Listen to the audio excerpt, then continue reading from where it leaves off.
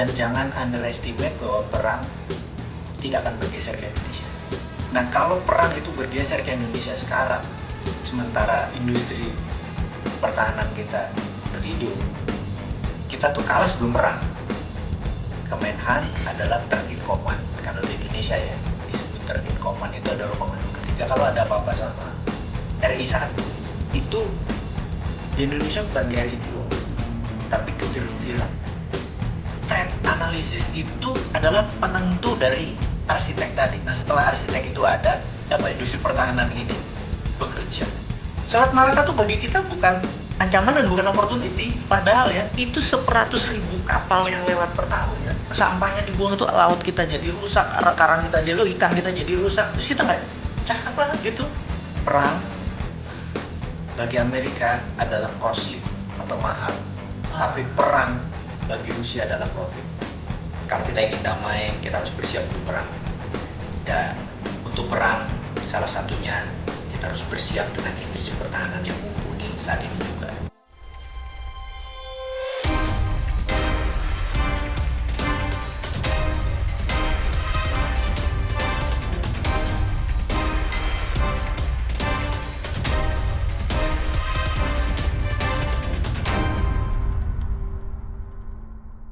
Assalamualaikum warahmatullahi wabarakatuh. Kita bertemu kembali dengan podcast Forkominhan, Forum Komunikasi Industri Pertahanan, yaitu forum yang membahas tentang isu-isu strategis bidang geopolitik, pertahanan, ekonomi, keamanan, maupun industri pertahanan. Kali ini kita kedatangan orang penting.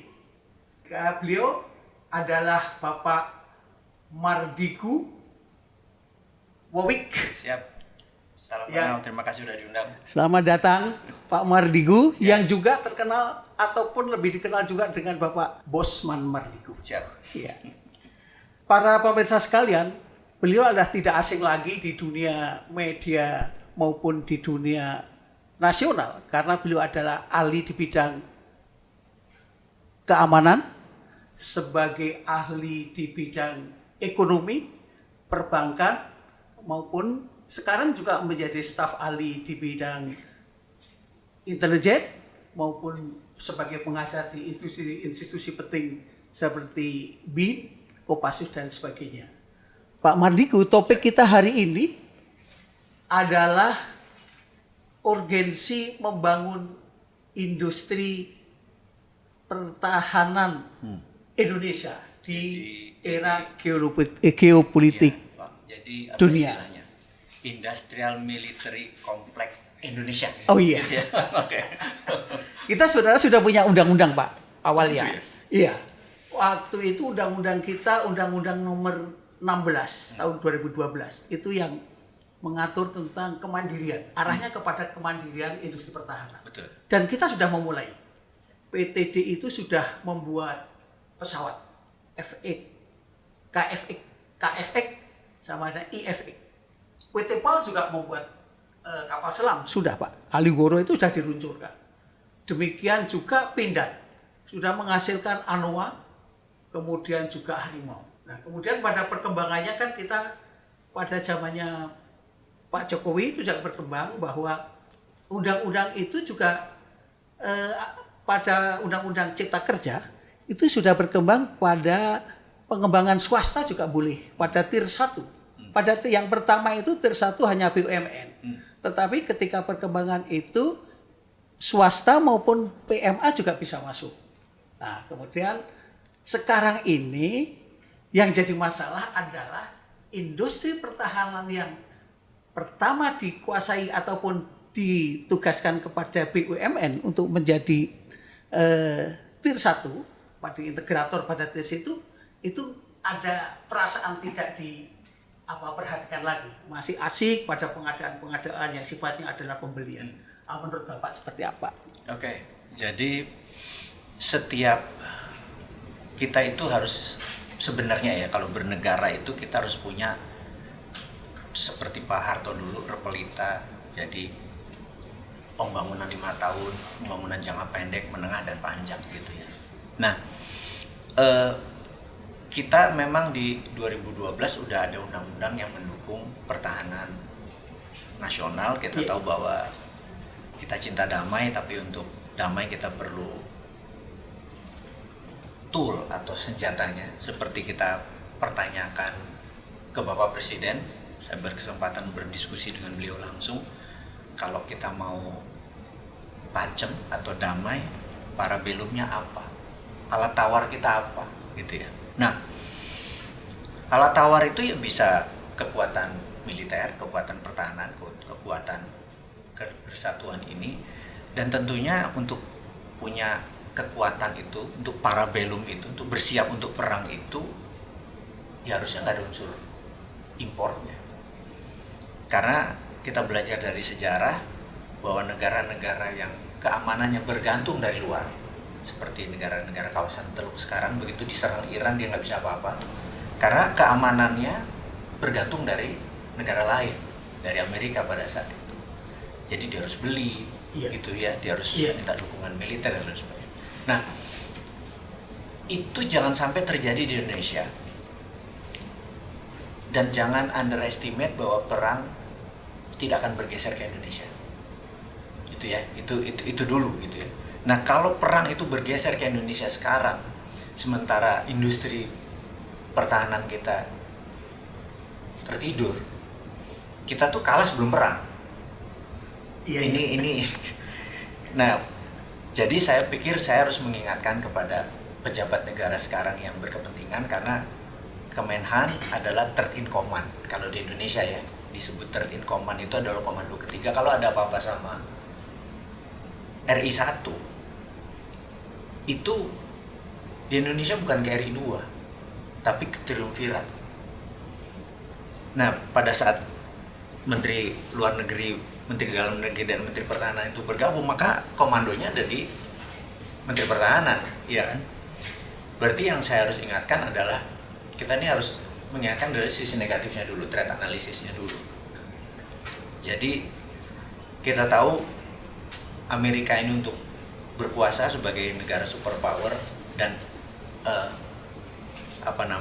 kekuatan unipolar, dia pengennya satu aja kekuatan yang tidak multipolar, adalah selama 50 tahun terakhir dia pakai basis ALKI dan lain sebagainya, dia mengontrol seluruh choke point.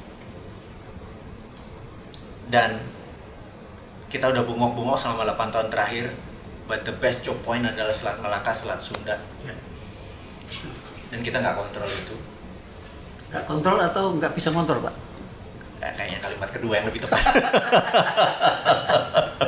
Jadi kita nggak berani mengontrol itu. Padahal itu adalah perang berikutnya setelah Selat Hormuz, gitu ya. Karena kita tahu bahwa perang berikutnya adalah di Selat Taiwan. Pasti. Selat Taiwan? Pasti. Jadi mengakuisisi Taiwan itu adalah grand design-nya dari China. Jadi setelah Eropa goyang dengan Ukraina dan Rusia, kemudian Timur Tengah Israel dengan Iran, maka Selat Taiwan ini menjadi challenge berikutnya. Dan jangan kaget kalau battleground-nya adalah Selat Malaka. Kalau gitu, industri pertahanan kita ini nanti fokusnya kemana, Pak? Jadi ini yang saya selalu menjadi pertanyaan di Indonesia ini, arsitek pertahanan kita bagaimana? Ini sebelum masuk kita ke Inhan, jadi kita mau produksi apa? Kalau sekedar peluru-peluru aja mah bisa gitu ya.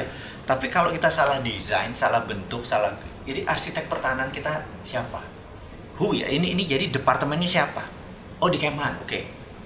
Terus pada saat arsitek ini sebelum bekerja, kan ada sebuah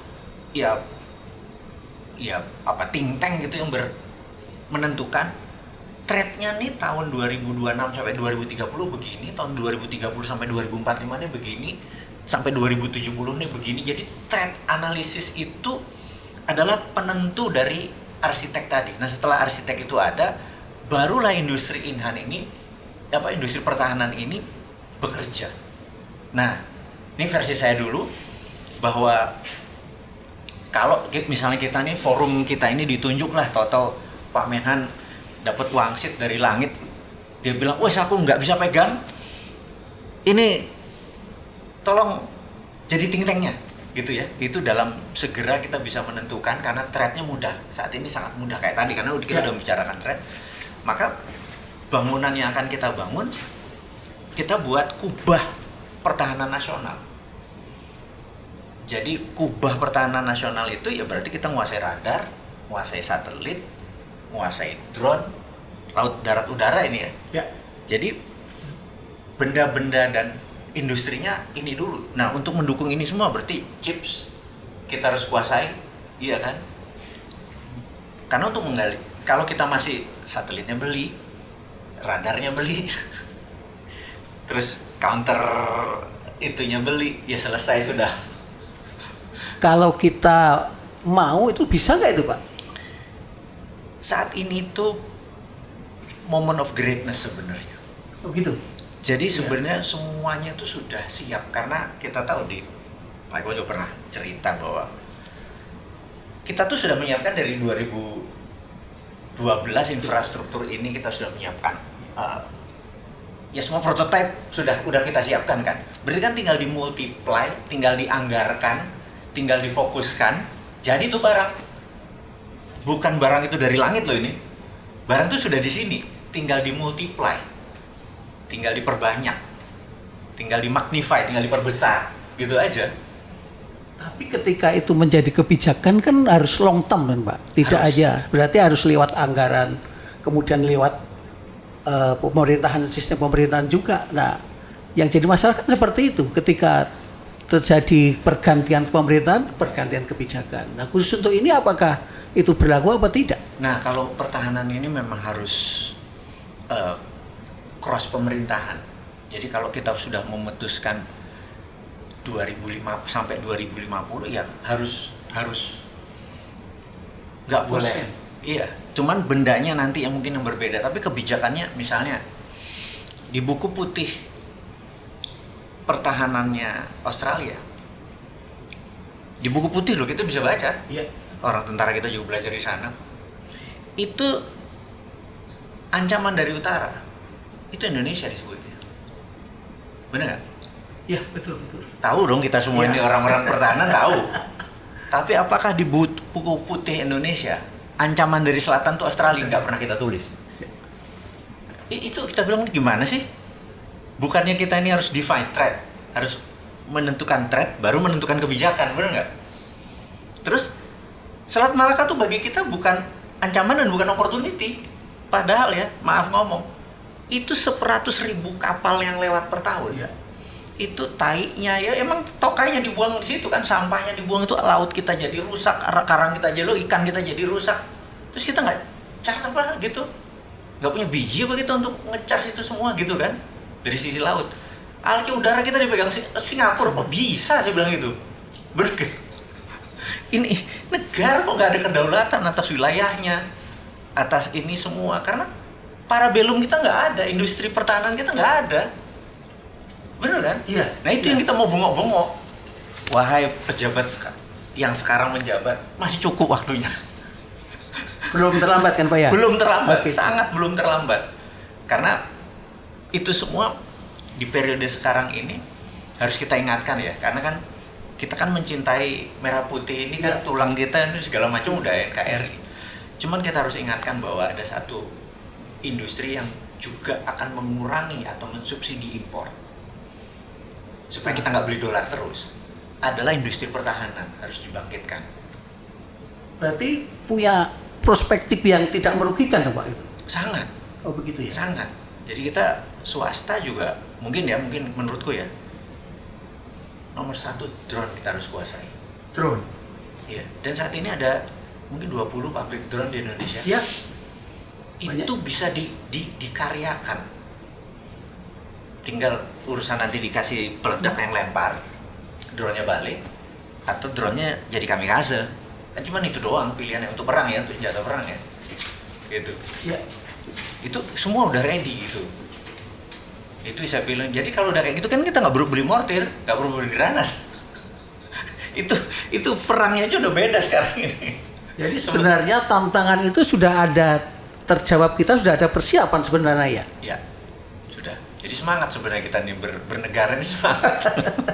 Nggak ketinggalan begitu jauh dong Pak. Nggak ketinggalan jauh. Anggaran juga nggak ajaib kan, kita nggak minta 300 triliun kayak MBG, bener nggak? Atau 200 triliun seperti Kopdes, enggak, kita nggak minta segitu karena ini multi years. Jadi setahun kita anggarkan 20-30 triliun untuk prototipenya. Kalau udah multiplikasinya gampang, memperbanyak tuh gampang, tapi ini harus jadi semua dan itu nggak minta angka-angka yang ajaib gitu. Itu butuh kebijakan ya? Enggak sih. Oh enggak juga. Kebijakan udah ada, butuh anggaran. Wow, butuh anggaran. Iya. Butuh ditengok. Kebijakan udah ada. Saat ini udah kita siap. Jadi misalnya gini, dari Satgas lingkungan itu kemarin tuh, ya dananya buat Inhan itu juga jalan. Iya, setuju sekali Pak itu. Kalau begitu kan kita ini sebenarnya arahnya sudah banyak yang mengerti dan apa yang dengan thread tadi kita bisa menentukan ini dan apa yang akan kita lakukan. Benar. Dan sumber daya manusia kita kan sudah ada ya Pak ya, yang pinter-pinter gitu maksudnya. Kalau untuk idea produk-produknya kita sangat siap. Cuman mungkin waktu membeli pertama alat-alat ini kita perlu construction. Nah, kita jangan saat ini kan kita negara netral ya, kalau kita non blok kan kita ini. Berarti industri pertahanan kita itu harus bebas dari unsur geopolitik. Berarti kita bisa bermitra sama Rusia, kita bisa mitra dengan China, bisa bermitra sama Amerika. Kita kasih mereka kesempatan semua. Jadi Grumman Northrop atau si GE atau si perusahaan-perusahaan besar Amerika mau buat di sini kita terima. Perusahaan-perusahaan di China pertahanannya mau buat di sini juga kita terima gitu ya. Rusia mau buat di sini juga kita terima. Jadi kita bermitra sama siapapun, itu akan mempercepat. Oh, jadi mempercepat itu kita melalui bermitra ya Pak? Iya, jadi kita itu ada tradisi seperti kenapa Tiongkok atau China itu cepat sekali tumbuhnya. Karena dia pertama adalah imitating, meniru, baru inovasi. Nah, imitating itu adalah melakukan ala bisa karena biasa. Begitu kita udah biasa, saat ini kita belum terbiasa aja. Nah, pembiasaan itu penting sekali. Nah, dengan asing itu pembiasaan jadi cepat. Itu aja kita harapkan. Jadi kita terbuka aja sama industri pertahanan ini, dibuka aja dulu. Tapi begitu kita sudah mulai pintar, baru kita nyelip produk-produk yang asli kita punya. Ya kita kan sebenarnya sudah punya itu Pak, bukaan peluang ya di dalam undang-undang itu bahwa kita wajib menggunakan kita sendiri. Tapi kalau tidak bisa, kita bisa impor, kita bisa impor teknologinya ya, jangan import finish produknya. Gitu ya. Nah, itu yang. Tapi sekarang ini kan di dalam perkembangan di Cipta Kerja itu, kita kan sekarang asik ketika lebih banyak membelinya daripada kepada kata kita membangun. Nah, ketika sementara basic membangun di industri pertahanan kita, kemandirian kita masih banyak yang perang konvensional kan, seperti mempersiapkan tank, mempersiapkan situ gitu. Nah, kemudian apakah ke depan itu kita harus merubah pola yang akan kita kembangkan atau kita juga harus tetap mengikuti yang lama? Perang saat ini berubah bentuknya. Jadi apa yang dilakukan oleh Iran itu jadi wake up call, alarm yang ngagetin seluruh intelijen pertahanan dunia. Benar-benar ngagetin bahwa cara dia membangun industri pertahanannya itu bukan di bangunan, bukan di gedung, tapi dia ngerong gunung. Jadi kalau kita kan mau bangun misalnya pabrik peluru gitu ya, kita bangun pabriknya, bener nggak? Ya. Itu dari udara di bawah ya selesai.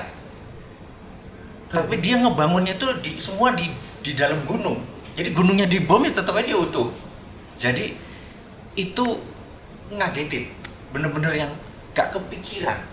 Karena dia memang tanah geografisnya. Jadi kalau kita ngelihat kalau ini selat Persia, selat Hormuz, laut Persia, di sini Saudi dan Jazirah Arab di sini ini.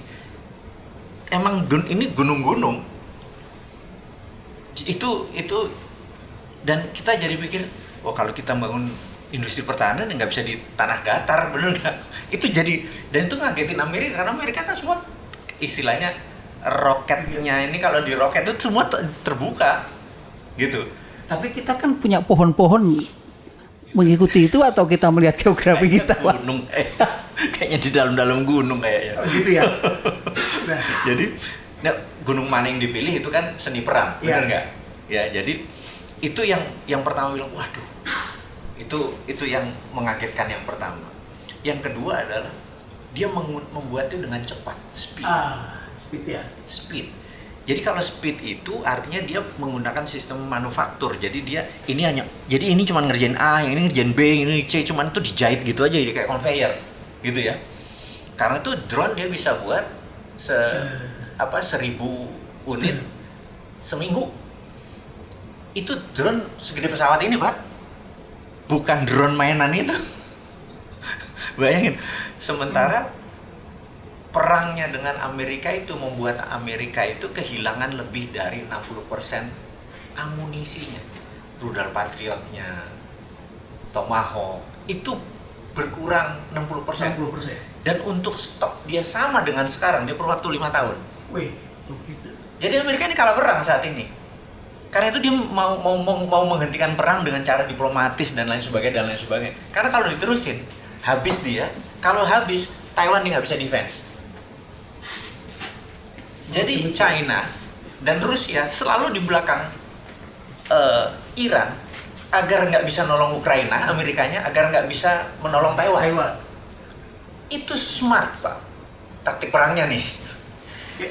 Nah, Indonesia ini wondering what happened, cuman ngeliat-ngeliat gitu. nggak apa-apa, tapi itu kan di tempat lain. Nah, salah satu yang kita pelajari adalah kita harus bisa meniru Iran. Satu, industri pertahanannya dibangun sendiri, bener nggak? Ya. Dengan kekuatan sendiri, dengan bahan baku sendiri, gitu ya. Dan Iran lakukan itu diam-diam.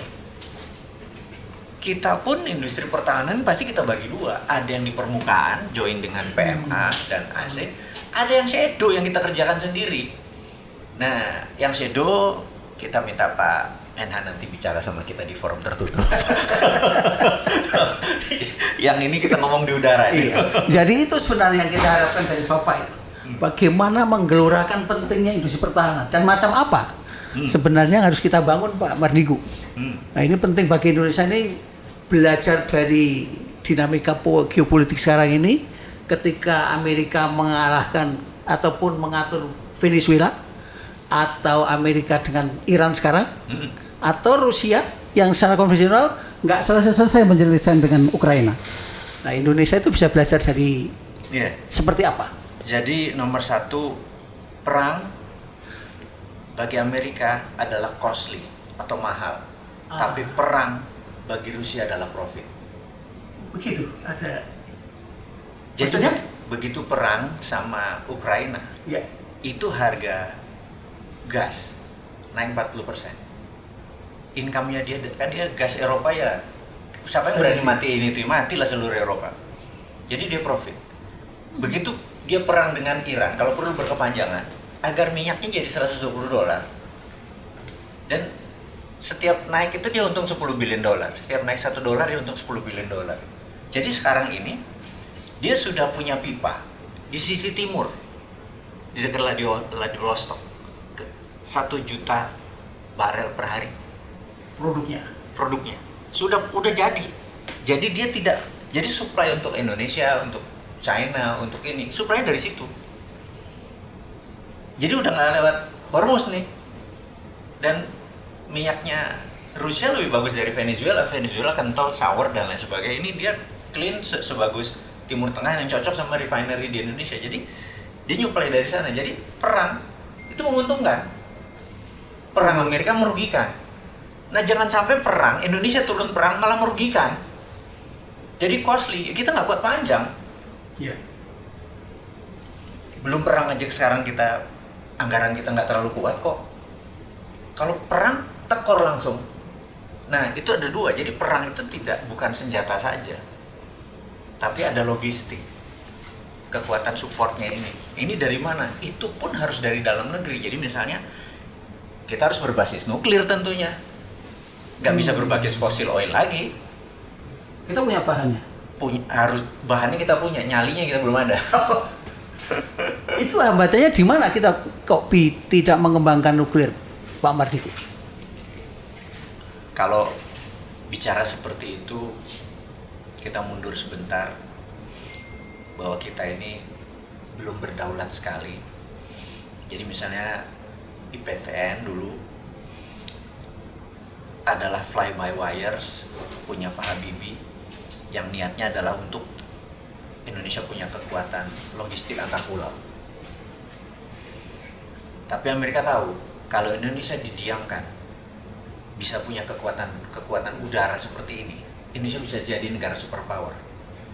Jadi dengan IMF masuk ke Indonesia mengasih dana dengan syarat PTDI mati, lu nggak boleh punya kekuatan udara. Paham betapa kita keborgolnya? Iya. Jadi kalau kita punya kekuatan nuklir dengan pengayaan 20-40%, kita bisa punya power plant. Tapi begitu kita punya 20-40% skill, pasti kita bisa bikin 60-90% pengayaan, yang itu adalah mass destructor atau senjata pembunuh massal. Kita belajar sedikit, yang kayak sekarang awalnya Iran membangun pengayaan uranium dan bahan baku nuklir itu sampai 40%. Sekarang udah 60% dia, sebentar lagi 90%. Amerika udah bukan satu-satunya negara yang punya nuklir tadi. Nah, Indonesia tuh sangat ditakuti. Berarti kita diperhitungkan juga ya? Sangat ditakuti. Iya. Nah, tapi ya sekali lagi, jadi kita selalu diancam, terutama pemimpinnya. Jadi kalau saya melihat, kita jangan yang ofensif dulu lah, punya senjata nuklir atau punya power plant nuklir. Tapi untuk protect kita sendiri deh, peluru mulai dari yang ukuran yang kaliber terkecil sampai kaliber tergede, kita harus punya buatan sendiri 100%. Terus senjatanya mulai dari senjata laras pendek sampai laras panjang, kita harus punya semua. Itu dulu aja. Dan kekuatan kita kan people. Kita harus bangun militansi sehingga wajib militer bagi tamat anak SMA untuk mendapatkan ijazah 6 bulan dia masuk ke barak, untuk kita menciptakan disiplin sehingga kita punya Fifth Army, armada tentara kelima setelah polisi. Kita persenjatai untuk kalau bicara perang bagian keempat, yang kelima adalah Permesta Rakyat Semesta, dan mereka harus bisa menggunakan basic senjata buatan itu sendiri, sehingga udah pasti di situ kita nggak bisa diserang.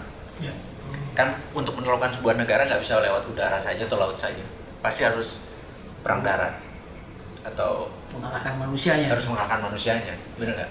Tapi kalau itu terjadi, seenggaknya kita tidak bisa diserang. Rusak iya, tapi kita tidak bisa diserang. Itu basic dulu. Jadi kita pura-puranya belajarnya begitu sama internasionalnya. Ini kita harus ngajarilah ke internasionalnya. Nah, di situ baru nanti kita buat offense, senjata serang, drone, dan sekarang walaupun sekarang buat senjata bertahan, tapi kan best defense is good offense. Ya kita harus bisa nyerang. Nah, baru kita bangun senjata serang. Kalau sekarang total kita beli Sukhoi dulu, Australia bilang mau nyerang siapa lu? Oh gitu ya. Dia udah siap-siap dulu kan. Jadi bukan saya nggak setuju gitu ya. Kalau Rafale oke lah, pesawat latih dan pesawat itu. Tapi kalau Sukhoi, itu ofensif nih, bener kan? gitu. Oh, iya. Jadi jangan membuat tetangga kita panik duluan lah. Bener nggak? Kita harus toto dahar makan aja, toto dahar kok ini toto perang kita nggak noto gitu. Berarti kan kita bisa mulai dari dasar-dasar dulu yang kita bangun, Pak. Betul. Makanya ide untuk mendirikan klaster industri pertahanan itu penting dong. Pak Industrial Mardigu?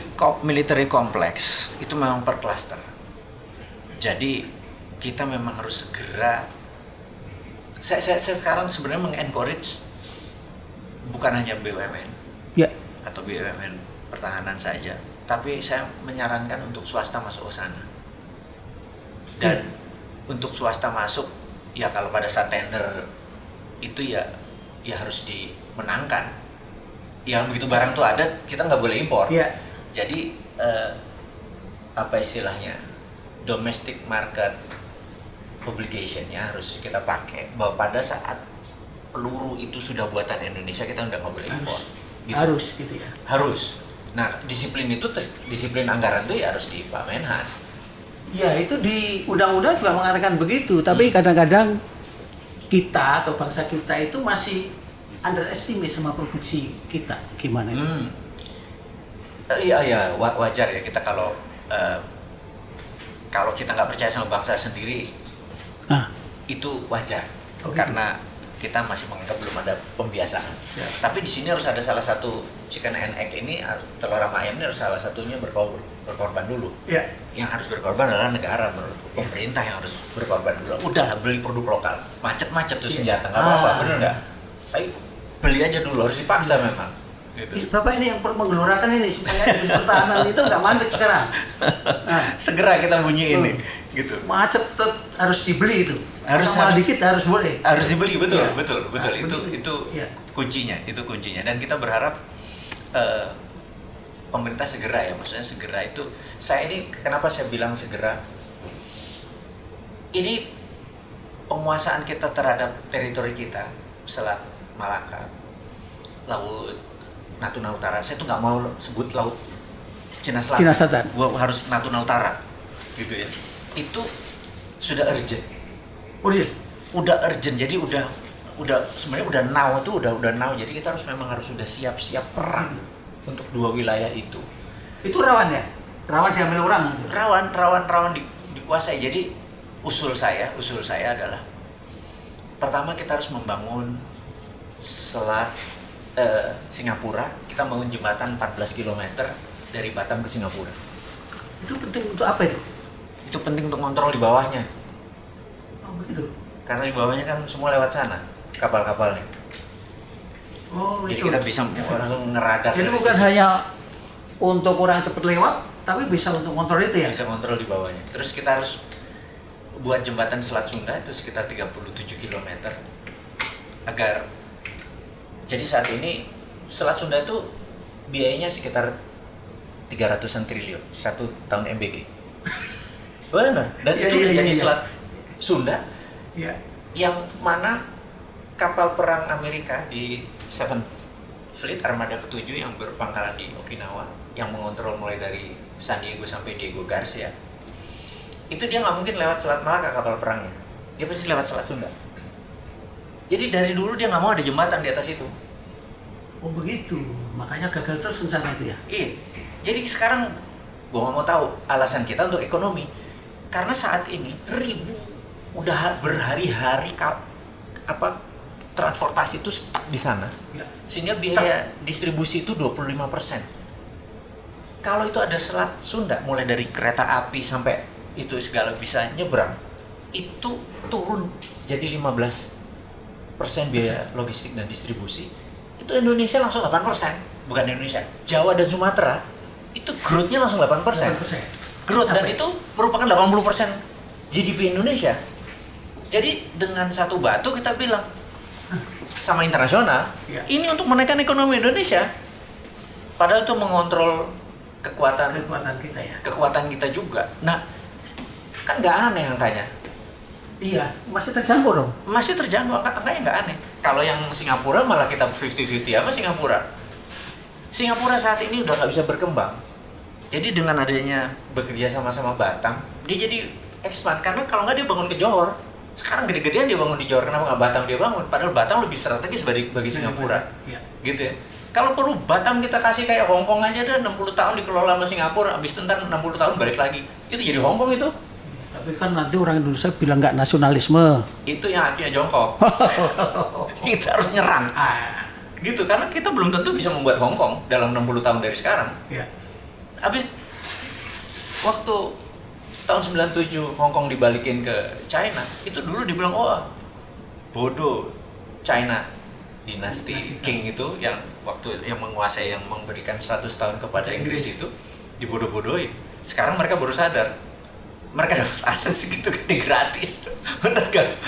Pinter China gitu kan. Nah kita tuh harus kayak gitu, dan kita punya ribuan pulau, kasih aja Batam separuh, bener gak usah semuanya. Nah ya untuk dikerjasamakan, terus kita ambil pajak aja 10% dari setiap transaksi kita dapat.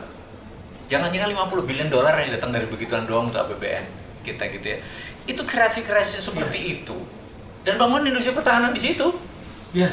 Jadi gerbang maritim itu bukan hanya selatnya aja, tapi ujung selatnya itu Selat Sunda sama Selat Singapura kita jagain. Selesai situ, itu langsung kita punya postur di internasional. Jadi itulah alat tekan kita dulu. Nah, lagi membangun itu industri pertahanan, apakah meminta 300 triliun sekali loh, nggak setiap tahun. Sekali langsung mau ekonomi kita tumbuh gitu ya. Nah, industri pertahanan apakah minta segitu? Paling minta 50 T, itu pun udah turah, Pak. Udah turah. Iya. Iya, ya itulah kita bilang angkanya tuh nggak ajaib gitu. Bukan angka yang wah ribuan triliun, enggak. Angkanya nggak ajaib, dan itu udah langsung game changing, Pak. Kita menguasai selat, kita menguasai laut, kita menguasai udara, karena kubah nasional itu adalah laut dan udara, kubahnya itu. Kubahnya, iya. Jadi kita simple, roadmap itu bernegara itu simple gitu. Jadi Dalam sekarang pertahanan. mohon Pak Mardiku yang menyampaikan bagaimana membangun industri pertahanan sangat mungkin, dan itu menguntungkan, punya aspek yang multiple. Betul. Nah, moga Pak. Jadi kita berharap kepada pemerintah dan kepada masyarakat Indonesia, bahwa kita tahu saat ini masyarakat itu masih awam untuk memahami apa itu pertahanan, apa itu keamanan. Nah, kita tahu bahwa kita ingin damai, bahwa kalau kita damai itu ekonomi kita bisa tumbuh, produktivitas kita ini, hidup kita lebih sehat, itu semua kalau damai. Kalau gonjang ganjing terus, maka kita nggak akan pernah bisa jadi negara superpower 2045 pada saat Indonesia berulang tahun ke-100, yang harusnya itu adalah Indonesia emas. GDP kita harus udah 3 kali lipat dari sekarang. Jadi negara maju itu GDP-nya 13.000, sekarang kita 4.800. Itu semua memerlukan keamanan yang tinggi. Nah, untuk keamanan itu, maka ada software, ada hardware. Software adalah mental, disiplin, mental, semangat nasionalisme. Dan saya melihat saat ini itu sudah mulai pudar. Tetapi Pak Prabowo, kita tahu itu merah putih banget, garis keras, mudah membuat ini semua menjadi bersatu. Dengan semangat adalah kita harus punya tahu nation threat kita apa dan ancaman kita apa. Jadi kita harus cerita bahwa kita ini di bawah tekanan, gua ini kena golden handcuff, Indonesia ini keborgol dengan emas. Kita mau copot itu semua supaya jadi merdeka seutuhnya. Sebelum jadi semua harus semangat bersatu. Untuk itu hardware-nya kita memerlukan industri pertahanan yang sangat kuat, yang sekarang harus dikerjakan. Yang tahun ini kalau perlu anggaran turun adalah 50 triliunan ke industri pertahanan, ke semua, ke Pindad, ke PTI, ke PT PAL, semua turunin semua. Sehingga itu menjadi deterrent atau alat gentar negara lain untuk respect Indonesia, untuk hormatin Indonesia. Dan bagi masyarakat, kita harus bekerja sama mendukung program nasional selain apa yang pemerintah lakukan sekarang, yaitu industri pertahanan ini untuk menjadi pemahaman semua orang bahwa itu penting dan itu harus sekarang, karena perang itu jangan sampai ada di Indonesia karena pengaruh asing. Itu tidak akan terjadi kalau kita kompak dan industri pertahanan kita berada dalam peak performance. Itu aja dari saya. Jadi para pemirsa sekalian, kita baru saja sudah mendapatkan suatu pencerahan dari Bapak Mardigu yang luar biasa. Kalau kita bilang ini daging semua, semuanya yaitu yang kita butuhkan. Nah, sebelum saya tutup, mungkin ada tambahan Cukup, itu aja. kata untuk Cukup. satu kata untuk industri pertahanan. Jadi gini, kita ingat lagi Pak Presiden membicarakan bahwa civis pacem parabellum adalah doktrin kita, semua militer dunia adalah kalau kita ingin damai, kita harus bersiap untuk perang. Dan untuk perang, salah satunya kita harus bersiap dengan industri pertahanan yang mumpuni saat ini juga. Jadi sekali lagi, kita ingin damai karena itu sesuai dengan amanah undang-undang pembukaan.